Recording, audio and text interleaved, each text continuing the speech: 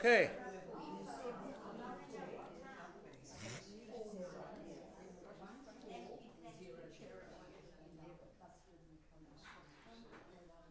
Morning, everyone.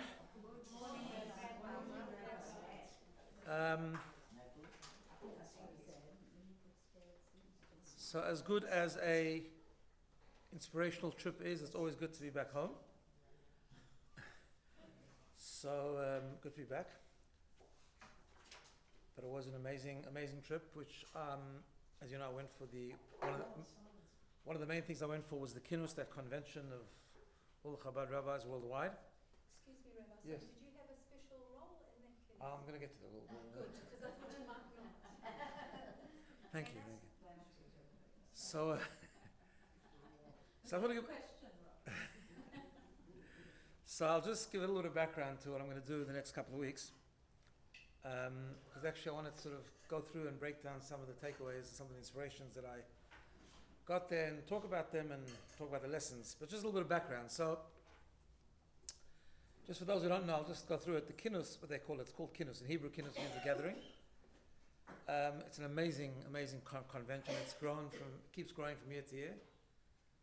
I don't know the exact number, but they say there was close to 6,000 shluchim there. Crown Heights, for those who are in Crown Heights, it's not a huge, I mean, it's a big area, but it's not huge. So when this time of the year, there's certain times of the year where you can't move. There's so many people there. And the Kinus is one of them.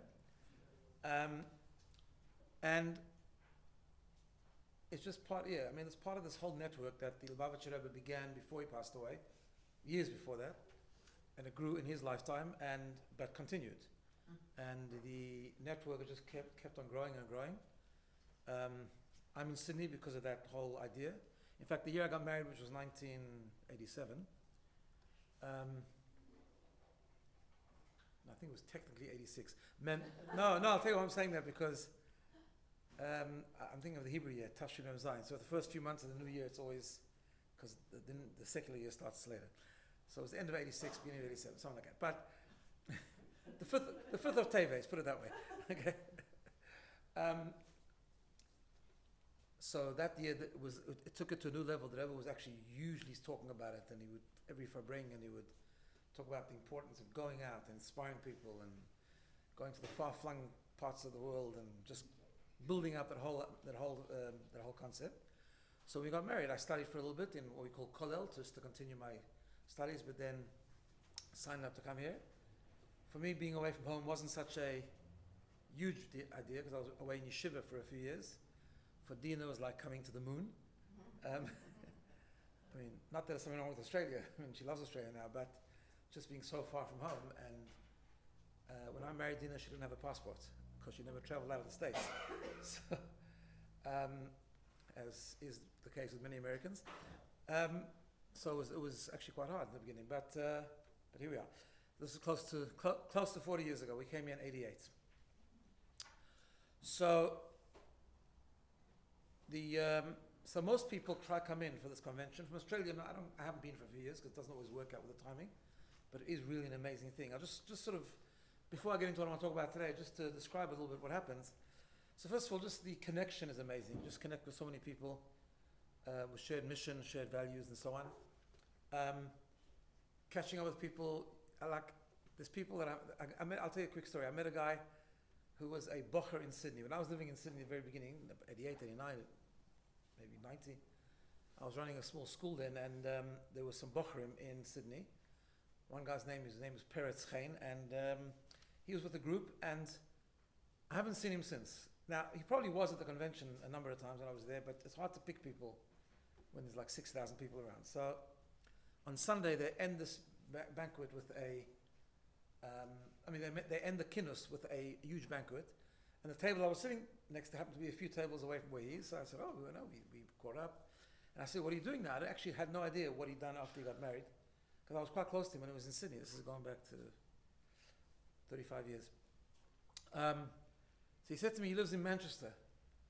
So I said, oh, that's great, because in Sydney, I said, part of what we do at BINA is a thing called Kayemet, where we have young adult groups and things, and there's a girl from Manchester. I don't suppose you know her. I couldn't remember her last name even, but her first name is Judith. I think it's a bit of a complicated last name, but Judith, a wonderful young lady from Manchester, she comes often to Kayem and stuff. She said, oh, of course I know Judith. She grew up, she used to come to our house all the time. So I texted Judith and I said, you know Peretz Chaim? So, oh, she said, couldn't believe it, right? So we took a picture and a selfie, as people do. And just like this amazing connection. So yeah. And also I just met people like I haven't seen for years. It's the most amazing thing. That's just by virtue of just being there, right? So, and then there's the the catching up and all that kind of stuff. But there's also what they do is for one day they have workshops, which is an amazing thing. It's like a personal development day for all Chabad Shluchim. And they work in different streams, so they do like different topics. So there's a stream on fundraising. I didn't attend that. There's a stream on maybe I should have. I don't know. There's a stream on Jewish law. There's a stream on parenting. There's a stream on clergy work or pastoral care, whatever the case. Many different streams, and they all over Crown Heights they set up these it's very organized. I don't know how they do it. It's an amazingly well organized convention. I mean, the logistics of holding together that amount of people is incredible. So the stream I went to actually was one I was involved in, just in case I get in trouble from Robin. But so there's one of the things they've started doing now the last few years is they run, it's called Shluchim Refuah, where they respond to health issues, both physical health issues and wellness or mental health issues, whatever case that are happening. I mean, the network of Shluchim has grown so much. We're talking about 6,000 families all over the world. 6,000 families, not people, 6,000 families. So statistically, there's going to be challenges. There's going to be people that go through tough times, things like that. So there's been this need to respond to that and to sort of help people with prevention, with responding and referrals and even financial help, things like that. It's an amazing organization within the network. So they ran the stream called the Wellness Stream, and it was a day of wellness. So I presented there. We used a number of different presentations. I was the only one presenter from that day who didn't have all these fancy names, letters after their name, just Rabbi. And it was really nice. It was actually quite a big crowd, and I presented on actually preventing mental health crises. And that was part one, and part two was how to navigate the process when you are hit with crisis, things like that. And then at the end of the day, me and a couple other presenters were presenters the other day. We had a panel, which was fascinating, and people presented anonymous questions. They have this, this mechanism where you text it to a phone, and then it shows up on a screen. And there was a moderator, and it was like fascinating questions. Just you get an insight. I learned a lot, actually, get insight to some of the challenges that people face sometimes. I mean, everyone's very fired up and very committed to the mission, but obviously there are challenges, and especially people who live in remote areas. So I met a lot of shluchim and chatted with a lot of shluchim, actually, who live in these really remote areas. I mean, my brother-in-law is one, for example. He lives in a place called Chico. It's Northern California. It's a small campus town. It's like no one there. I mean, there's Jews there, but there's not a community. There's nothing. And there are lots of them like that all over the world. So it was interesting to see the insights and, the things that they have to deal with and the strength they draw from wherever they draw the strength. And it was a very, very fascinating insight and learning curve for me, actually, to understand that it's different. In Sydney, there's a Jewish community, and it's far and it's not so big, but it's a functional Jewish community at the end of the day. So it's very different. I want to describe to you a very special moment, actually, at the Kinnis, that this time struck me more than others. I don't know why, but just it's a very special moment. So they have this thing where it starts on a Wednesday night, and Thursday is the workshop day, and then they have these. On Friday morning, there's a practice at the Kinus that all the shluchim, all the Chabad emissaries from all over the world, they visit the resting place of the Lubavitcher Rebbe. And they don't all go into the place where he's buried, obviously, there's a lot of tents there, marquees and like that, and they set up a live stream. And I prayed and visited by the oil. It's called more than once. I was there 3 times, but it's a very, very special moment because it's like a reminder of why we're doing this in the first place. Like, it was his vision, it was his system that he set up, and like it's reporting back to base. Like it's a very special moment. They're all there to be singing there, and they show videos of the Rebbe talking about different things and learn together and pray together. That's actually a very, very special moment. And then the highlight of the Kinnis, of course, is famously the banquet. I don't know how they do this. It's like a banquet of 7,000 people, more than 7,000 people, because at the banquet, not only shluchim are there, a lot of supporters, a lot of friends, a lot of parents, a lot of all kinds of people come, and it's a huge thing. I mean, can you imagine catering for that amount of people? but it's just an amazingly well-run event. And it was very, very well run this year, incredibly, more than ever. And what they did this year is they had it in two parts. I mean, they give a meal and people mingle, and then they have a program. And the program was in two. So the first program was just paying tribute to 3 senior Chabad emissaries that passed away over the last year, and their children, and about them, what they did. It was the video production, and then their children, each one had a child who came up and said Tehillim, Psalms for Israel, for the IDF, and so on and so forth. And then they used to do like a keynote speaker, but they've done away with that now. Time's moving on, so they don't do that anymore, but they now have different sort of presentations. So they had 3 presentations, which began with a video of things that were happening with a particular shaliach somewhere. And then they had the shliach or someone connected to the shliach talk after this. Like each one was about 20 minutes, I think. And it was just fascinating. Each one carried the most amazing lesson. It was beautiful. And that was like the 3 takeaways from the banquet in terms of the whole approach to the mission and to the dedication to Yiddishkeit and just general life lessons, and it was just amazing. And that's just an introduction to what I want to do, because what I want to do today, the next 2 weeks, actually do one of those segments each week and sort of break it down a little bit and sort of reflect on those amazing lessons. So the first one, I'll just tell you the story first and then break it down a little bit. First one involved a child who was a son of an Israeli shaliach. His name is Zalmi. His father spoke on the video first, and then he actually came up and talked, but also involves another rabbi, a Chabad emissary in Israel called Rabbi Zeira, I think his name, Rabbi Zeira or something like that. And so it was a combination of 2 stories that shared a common theme. So the video showed this rabbi from Israel, Zalmi's father, I've forgotten his name, talking about a very big challenge that hit the family a number of years ago, when this Zalmi was very small, I think it was 2 maybe or something, and he got an infection. And it was an out of control infection, it went into the blood, and it was really, really serious. They weren't sure if he was going to make it. Eventually did make it, but unfortunately, he lost his 2 legs. They had to amputate both his legs from the knee down, and it was the only way because it was septic and there was just no way to save the legs. And he spoke about that whole challenge and what went through that time. But he spoke about his response and how his own response, his family's response, and the response that they would educate this child with. Eventually the child got prosthetics and he doesn't walk properly, but he walks with them. And just the amazing resilience and the amazing hope and the amazing determination not to give up was just incredible, absolutely incredible. First the father spoke, and then this kid I think he's 12 now. The kid came up and he spoke. It was just beyond.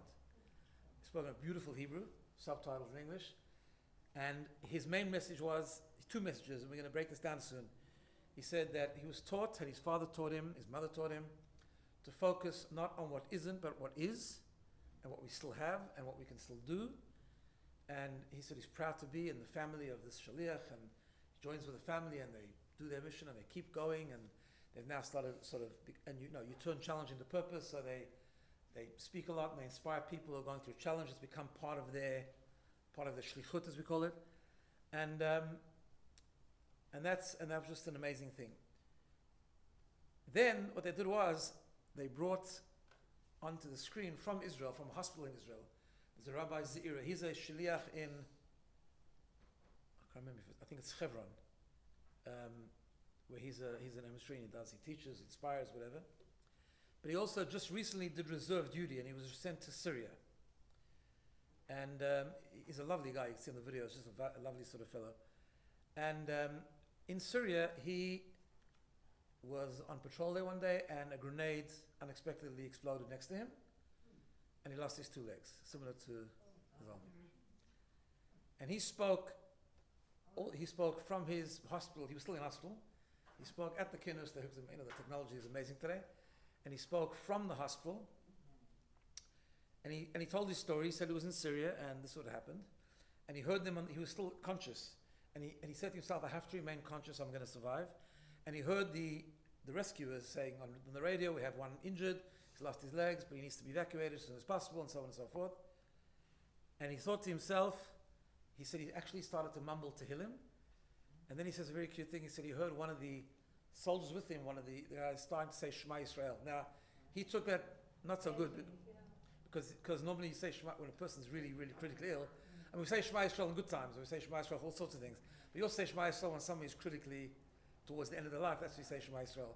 So he screamed at him and he stopped him and he said, I'm still alive. Right? And he said to himself, if I'm still alive, I still have a mission. On that spot, right away. He said to himself, if I'm still alive, I still have a mission. And then he said a beautiful thing. He said that, I'm just telling you the story and we'll go into it a little bit. And he said, I'm now proud to be part of the group.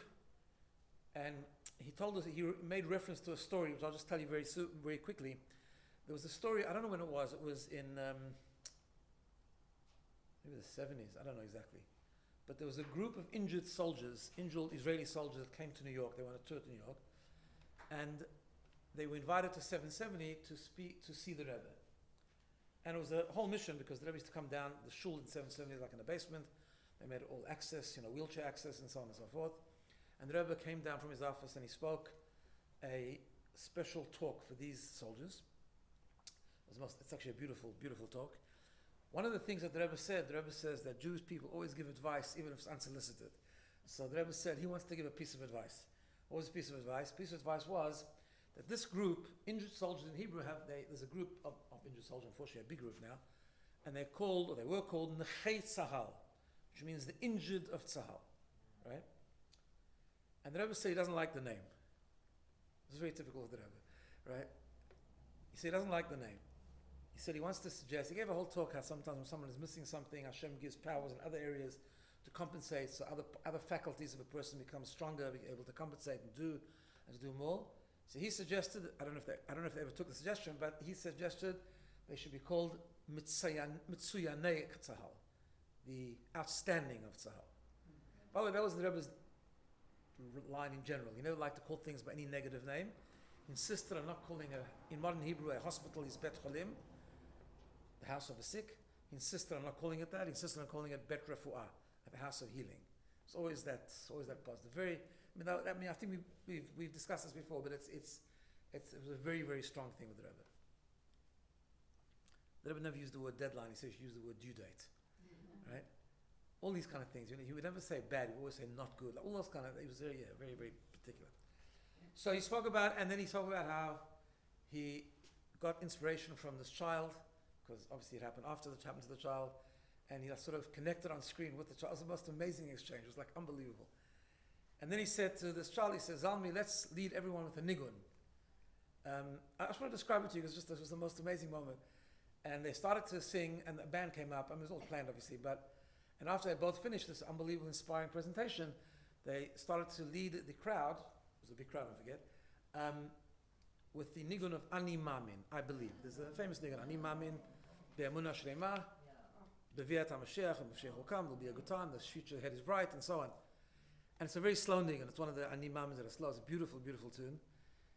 And you should have just seen the energy in the room. It was the most, everyone was like so emotional after seeing his videos, that at every table, including ours, and I actually didn't even know the people who were sitting at my table.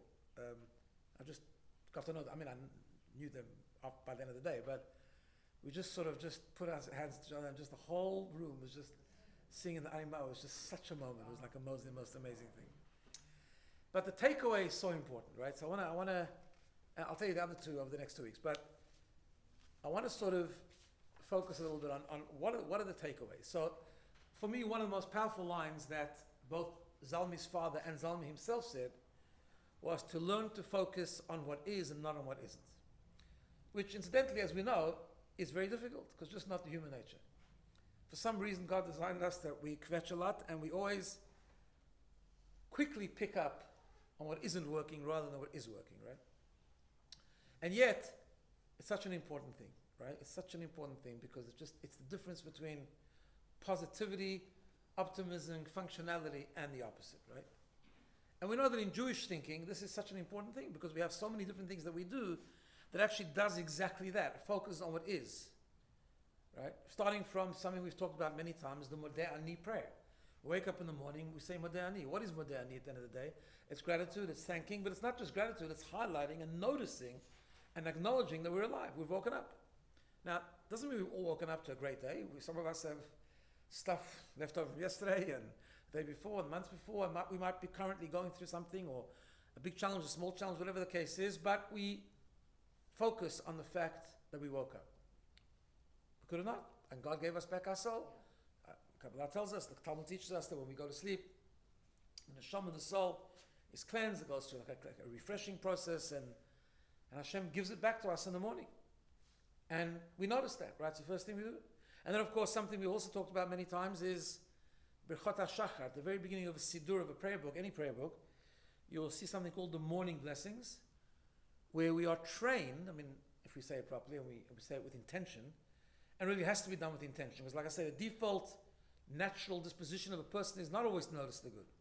So something that requires intention, it really requires focusing, and because those Birchot HaShachar are the most simple things, but we thank God every day for Malbish Arumim, that God gives us clothes to wear. There are people in the world that don't have enough clothes, right? That we can walk, that we can see, that we can have shoes on our feet, whatever those blessings are. But it's a real important thing actually to sometimes say them, and also to say them slowly. Just to start the day by focusing 1 second. The day is going to bring all sorts of things. The day is going to bring ups, and the day is going to bring down, but let's focus on what is. And what is that we have clothes to wear, we have a roof over our head, we have a bed to get out of, we have shoes on our feet, we have clothes to wear, and so on and so forth. Right? So that's, and then of course at the end of every Amidah that we ever pray, Tefillah prayer is centered around the Amidah. And there are different Amidahs for weekdays, for Shabbat, for Yom Kippur, for Rosh Hashanah, whatever the case is. Every Amidah, the second to last blessing, is Modim Anachnu Lach. We thank God. And actually we go into more detail than Modani. We thank God for, and there's an amazing phrase, I think we've talked about it before. There's an amazing phrase that we say, Al Nisecha Shebechol Yom. We thank God for the miracles that you do for us every single day. Val Niflotecha Shebechol Eit. And for your wonders that come at every time, Erev v'avoker v'tzaharayim, evening, morning, and afternoon. And it's an interesting phrase, that evening, morning, and afternoon, because it's not only a time thing. We know that from many sources that when we talk about evening, morning, and afternoon, we're talking about different stages of a person's life. And part of that includes the evening, when it's darker. Some of it is the morning, where it's very bright. Some is the afternoon, when we've gone through a lot of experience, whatever the case is. But we have to get used to the fact that every part of our life, not easy sometimes, but every part of our life, with all the challenges that we have, all the challenges that people go through, there are nisecha, there are miracles that God does for us every single day. There's wonders that God does for us every single time. That's part of the training of being able to highlight that. I once heard a story. A shlucha, one of the shluchim's wives, they live in North Carolina. I've forgotten her first name. Last name is Grona, and they live in North Carolina. And she told a story once that when she first moved there, it was a long, long time ago. Some of these shluchim, they come to towns where there isn't much there, and they've got to establish everything themselves, and they've got to start from scratch, and it's difficult, and sometimes not everyone wants them there in the town, and a lot of opposition, whatever the case is, right? And she would often write to the Rebbe to report what's been happening, what the activities are, and so on and so forth. And then just things weren't going well. And she got fed up one day. So we're all human. She got fed up, things were hard, the fundraising was hard, this was hard, there was a lot of opposition, whatever. So she wrote to the Rebbe, she says her more comfortable language was English, so she wrote to the Rebbe in English. And she wrote to all the problems that she's going through. And she ended off a letter with a bit of strength. She says, it's just a big mess. That was the letter.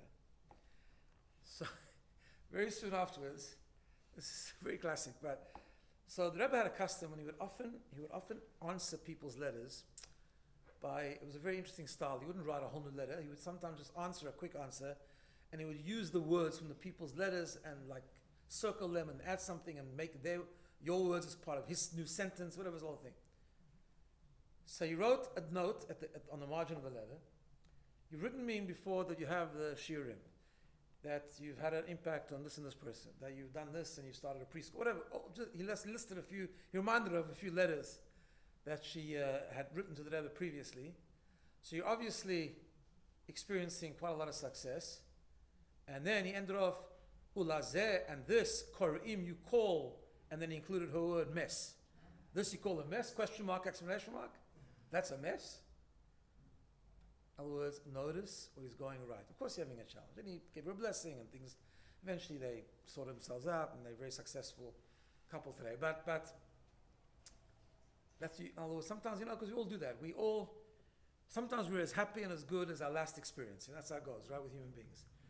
How you doing? Oh, times are tough. Why? Because the last 10 minutes were very tough, or the last 2 weeks were very tough, right? But it doesn't work like that. But how about the things that are going well? Or how about the things that are working?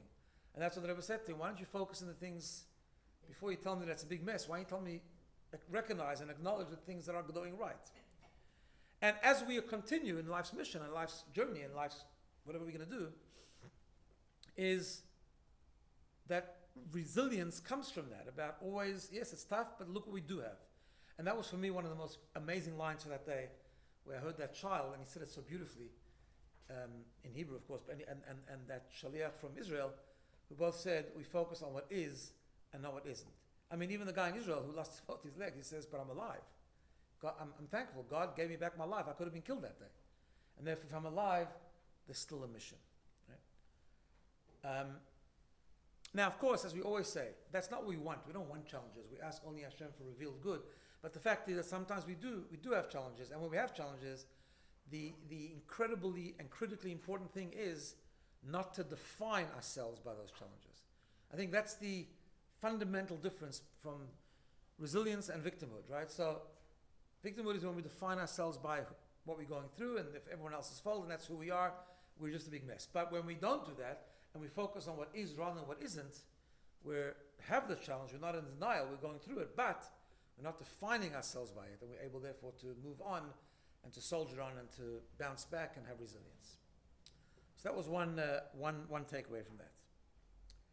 The second is just the idea of purpose, and this is like such an important thing as well. We've talked about this a lot of times, but just in the context of this idea. So, although when I talk about shluchim and I talk about the Rebbe's army that he built up of the emissaries all over the world, he was very, very emphatic that although this is like an official role of many people, but he would say that every Jew is a shliach. Every person is an emissary of Hashem to inspire others, right? This is in other words, the whole idea was centered on this purpose, this sense of purpose, to inspire ourselves and to grow and to inspire others. And the idea of the shlichut program that the Rebbe established was really built on this idea, this incredible sense of drive and purpose to just keep going, right?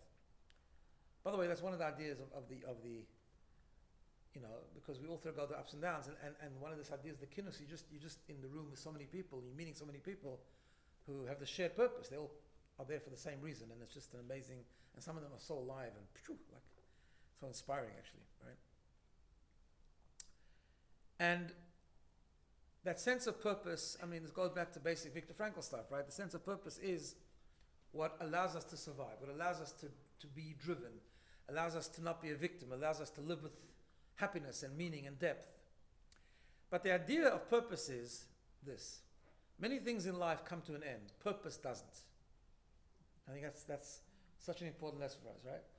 A lot of things we do come to an end. Our purpose doesn't come to an end. Purpose is internal. It just never, ever ends. It can take a different form. Sometimes. It can be expressed in different ways. For some people it can be modified when things happen. Hashgacha pratit, divine providence, takes us into different places sometimes. And therefore our sense of purpose maybe is the same purpose, but it just takes on different forms of that purpose, right? So many different ways to express the same purpose. But the circumstances change. Things happen, challenges happen, but the purpose doesn't go away. In fact, it doesn't go away even, the Rebbe was very particular actually, for most times. There are exceptions, but he's very, very driven, and there's a whole number of his talks about it, that where Hashem brings you is where your purpose is. And therefore, unless there's an incredibly good reason, you stay where you are. And your purpose remains where you are, right? I got asked a couple of months ago by someone, I was sitting with someone and said like, are you like, is there a time you just leave Sydney? Or I said, not unless I'm forced to. If I'm kicked out, I will. But otherwise, this is my, Yeah, obviously every human being thought crossed their mind, maybe somewhere else is this, that. But the system doesn't work because actually it's not a job, it's not a career, it's like a mission, it's a purpose, and purpose doesn't change. And it even translates into where you are, geographics, right? Next week I'll tell you something about a shliach no longer alive, because his grandson spoke, but just, he was a shliach to Morocco. And in the early days, Morocco had a huge Jewish community, huge. Like after the war, I mean, a lot of Sephardic Jews, there was a huge Jewish community. And there was so much activities there and so many things. And then it dwindled, started to dwindle, I think after the 6 Day War, and then later. It just, different circumstances happened, it started to dwindle, and a number of years before he passed away, it was getting quite small, and even his family members said, well, maybe it's time to, change. And he said, no, I didn't come here for a job, I was sent here, and I have a mission, I have a purpose. And as long as there's one Jew here, I'm still here. I'm the last to leave. So he's a very special man, I know he was. But just that, I mean, there are reasons to move, and there's sometimes circumstances but there's a general concept in Judaism, not just in the idea of shlichut, but the general concept that where you go is where it's hashgacha prat. There's in fact a pasuk, a verse that we say, Hashem mitzadei gever kananu, Hashem prepares and leads the steps of man. And sometimes a person is forced to, or circumstances dictate that a person should relocate, whatever the case is, but it means there's a purpose there. So if you come to a new place, there's same purpose. But generally where you've come is not just, you think you've come to do something, you think you've come for a job or for a reason or whatever the case is, but actually no, everyone comes, the Jewish principle is when you come to a place, is because you have an important role there. You have a purpose to fulfill, you have a mission to inspire someone or other people, etc., etc. So that's like that sense of purpose, like, no, I'm in that role, I don't have legs. The guy, the rabbi, I mean, he was being funny about it, but I mean, it's amazing. The resilience was incredible. So he said, I'm not slowing down, I'm going to continue my mission. And he says, people say that I always run around.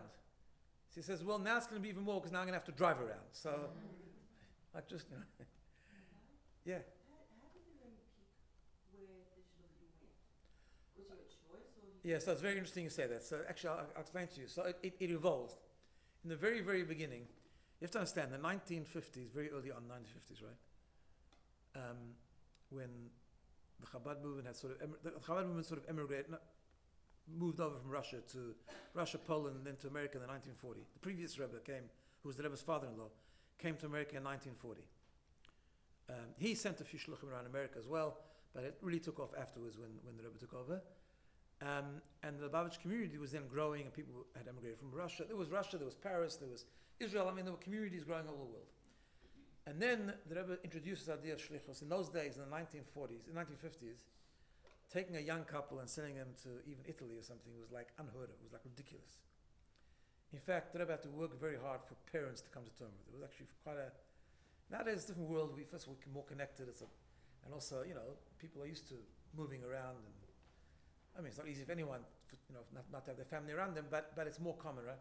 Those days it was like the craziest thing ever. So in the very beginning, he actually handpicked people and asked them if they would go. And being strong Hasidim, I mean, I mentioned Italy because there was a Rabbi Gerelik, whose wife actually is the great aunt of Rabbi Wolf from Central. She was a Posner, amazing person, amazing people actually. And the Rebbe asked him to go to Italy. Italy is not like Australia, but in those days it was like going to the moon. It was like nuts. So in the beginning there was a lot of personal sort of thing. As time went on, the Rebbe said, no, take initiative. Like you suggest something, and very often people would suggest they would want to go somewhere, and there was an opening somewhere, and people would suggest something, and the Rebbe would strike it down, or the Rebbe wouldn't answer, and the Rebbe wouldn't agree, and then a different one would come up, and then we would agree. Yeah. So there were different ways of doing it. In my case, for example, I had a connection to Australia because I was here as a bocher in Melbourne. And then an opening came up in Sydney, and I wrote to the Rebbe and asked him, and he told me I should consult with two senior friends, like mentors, and see what they think. And they thought it was a good idea. My wife wasn't happy with them, but they thought it was a good idea. And then we wrote back to the Rebbe, this is what we did, and the Rebbe said, okay, blessing, that's where you got to go. So, different ways, different. So But with time, it just went, yeah, so.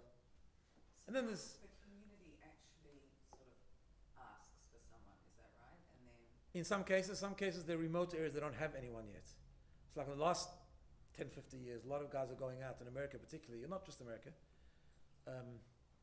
Like now, for example, there's a Chabad guy in Newcastle.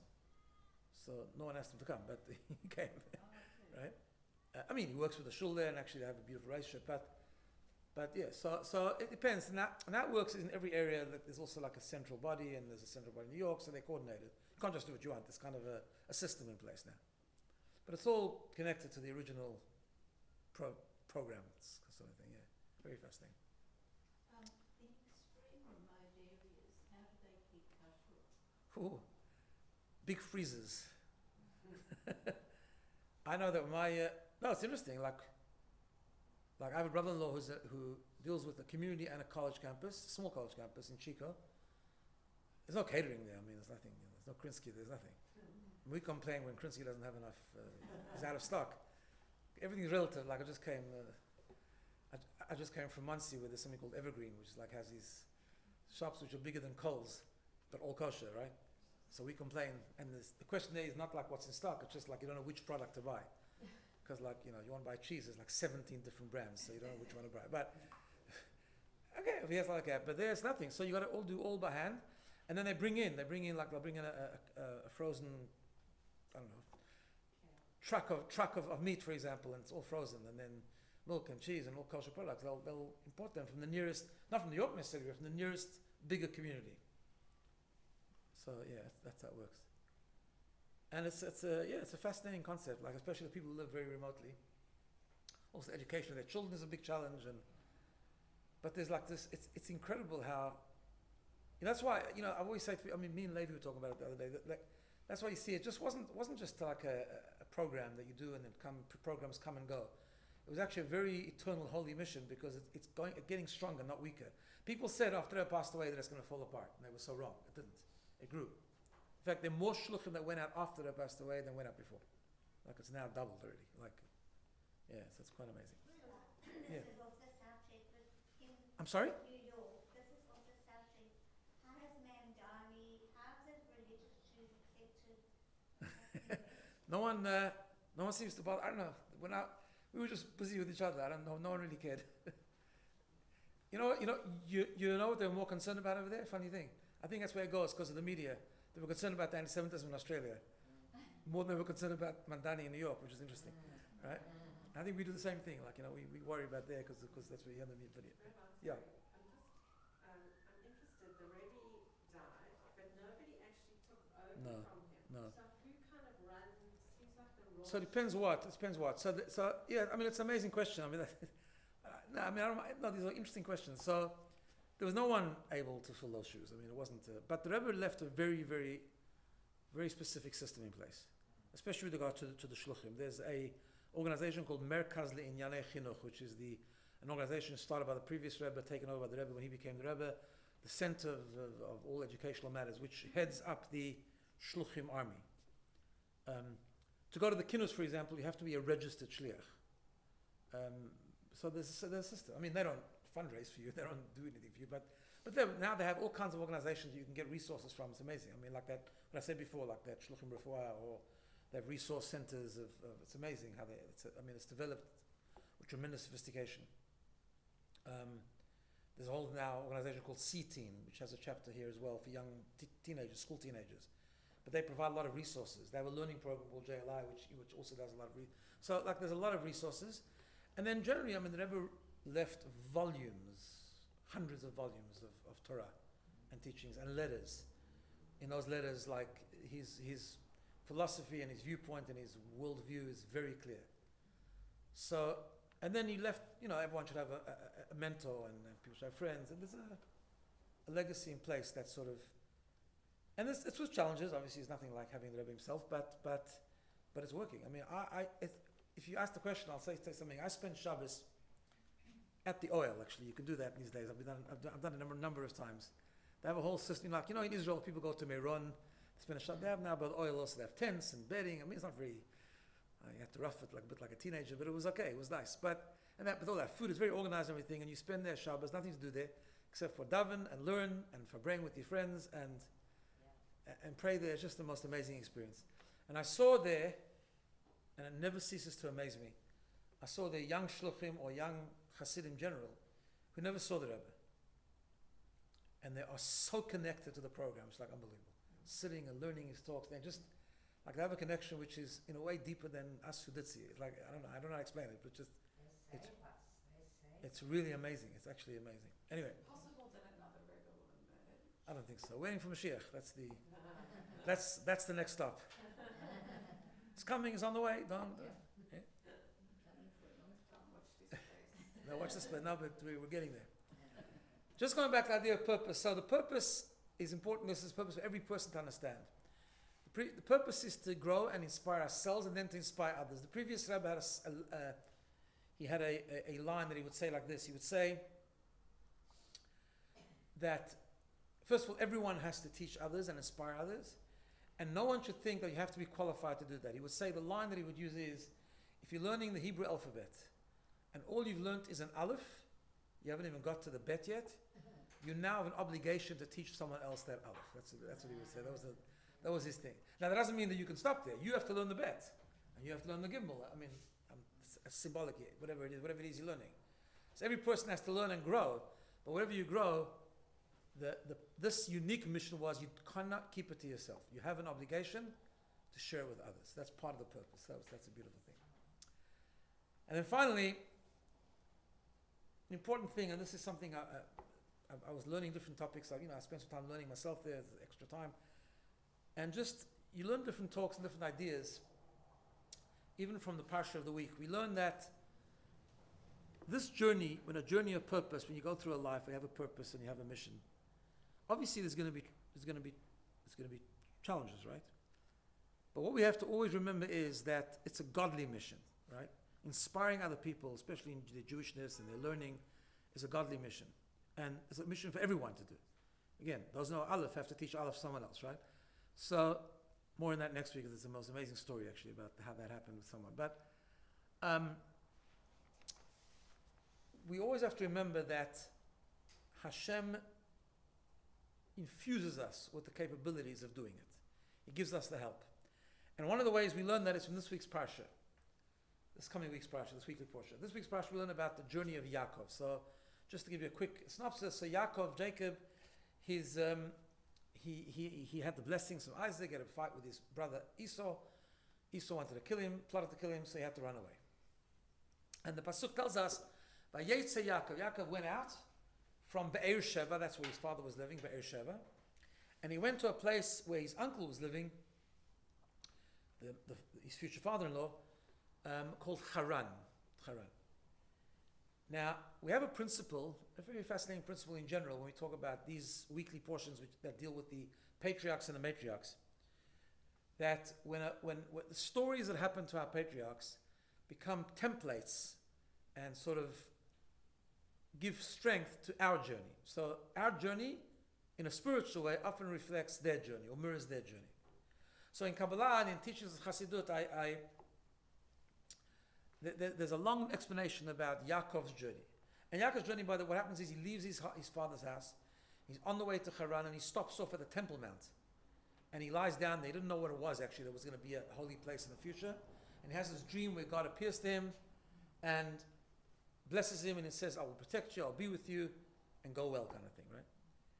So, what is the story? And he goes to Haran. Haran was a terrible place. And Haran was a place where, in fact, the word Haran comes from anger, toxicity. And it wasn't a good place. Rebecca, our matriarch Rebecca came from there, but she was known as a rose among the thorns. That's how Haran was described, right? And eventually he's very successful there.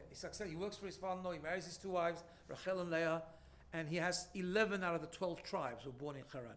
So the Jewish family, the Jewish general family, was actually created in Haran. So the Kabbalah teaches us, actually this is the story of every single Jew. That every single Jew, we have a mission. Where's that mission take place? In Haran. What is Haran?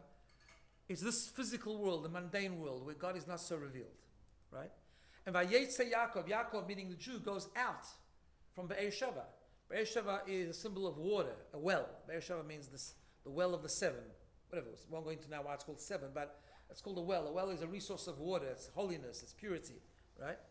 So the soul has to leave up on high, and the soul travels down all the way down here to this world, as the Talmud says, from a high building to a low pit. And we learn in Pirkei Avot that the soul doesn't want to come here because the soul knows it's leaving an environment of godliness. Why would the soul want to come to a world like this, right? And yet God says, no, that's your mission. Your mission is to go there. In fact, your mission is hinted in the word Yaakov. Yaakov comes from two, can be broken up into two. There's Yud, which is always a symbol of holiness. It's the first letter in God's name. And the word Ekev, which means heel. Heel is the lowest form of the body, symbolizing the lowest form of existence. And our job here is to bring the Yud into the Ekev, to draw down the godliness, the purity, the holiness into a place which could be sometimes described as the heel of all existence, right? And we know that the Pirkei Avot says that when a person is born, he's born against his will because the soul doesn't want to come down. But then the Pirkei Avot says that you also die against your will. Now, the soul didn't want to come down. Well, then, okay, you're released from duty. Goodbye. So you should run, right? Doesn't run. Why? Because the soul comes to an unbelievable discovery here. The soul comes to a discovery that it's specifically in this world where you have to overcome challenge, and you have to brighten up the dark, and you have to transform the negative into positive. This is where the soul reaches its ultimate level. That's where you become unbelievably resilient and strong, spiritually speaking. In other words, the soul, as beautiful as the environment of the soul was, and Kabbalah teaches us, before the soul comes down, it cannot achieve what it can achieve in this world. By being in a sometimes toxic environment or difficult environment of temptation and inner challenge and personality issues and so on and so forth, and you push through and you think it's called the Yeridat Tzorech Aliyah. It's the coming down was all worth it for the soul. Forget about the world. It was worth it for the world particularly, but it was even worth it for the soul, because the soul ascends much higher after it comes down here than it was before it came down. And that's why the soul says, one second, I'm actually appreciating here now. Maybe I don't want to leave. And then God says, your time is up, right? But we learn from this week's Parsha is another thing. And this is what the Rebbe points out in one of his essays. That already at the beginning of the journey, God appears to Yaakov in the dream. He says, on the way to Haran, there's a special power that I want to give you. The power to be able to do your mission. You're not alone. You're with me. I'm coming with you. Right? Sometimes this world can sometimes feel a very lonely place. A person who has a mission can feel very lonely. A shliach living in a remote area can feel really lonely. And God says, no. Your journey where you came from a place of holiness to a place where you need to go down and you need to inspire other people, I'm with you. I'm giving you the power to do that. So we should never undermine. Often we have this inferiority complex when we say, no, I can't inspire someone else. I'm not a rabbi, I'm not a rebbetzin, I'm not this, I'm not that, I don't know, I'm ignorant. All these things people say at the same time. No. The answer is, in Aleph, go out and teach the Aleph. Everyone should have a sense of mission. You have the capacity to grow, learn more, do more, become more godly, inspire others to do the same. That's part of life's mission. That's living with a purpose. Difficult? There's koyach, there's power. Sometimes you get knocked down, you get up again, and you start again, and you say, no, the mission, circumstances might have changed, the mission hasn't changed. I focus on what is, but the mission continues. And that was the kind of very strong inspirational message that I took from that one segment of that amazing banquet. 2 more to come over the next 2 weeks. Have a wonderful day.